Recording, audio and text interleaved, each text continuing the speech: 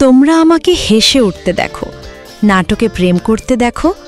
তোমরা বলো হিমি দারুণ অভিনয় করে, কিন্তু কেউ কি কখনো বুঝেছে এই হাসিটার পেছনে আসলে কতটা কান্নার লুকানো থাকে? একদিন আমিও সত্যি ভালোবেসেছিলাম, পর্দার প্রেম না, একদম আসল বুক কাঁপানো ভালোবাসা। ভেবেছিলাম সে বুঝবে, কিন্তু সে একদিন বলেই দিল, তুমি অভিনেত্রী, তোমার ভেতরটা আমি বুঝতে পারি না। তখন মনে হয়েছিল এই অভিনেত্রী পরিচয়টাই বুঝি আমার সবচেয়ে বড় শাস্তি। আমি কাঁদিনি কারোর সামনে, কেননা অভিনেত্রী কাঁদলে লোকে বলে অভিনয় করছে।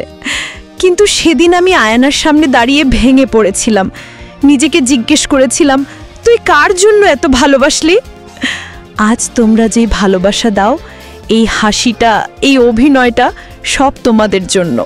কিন্তু জানো, আজও রাত হলে আমি একা হই, আজও সেই ছেলেটার মেসেজের জন্য ফোন তাকিয়ে থাকি, যে একদিন বলেছিল তুই আমার পৃথিবী।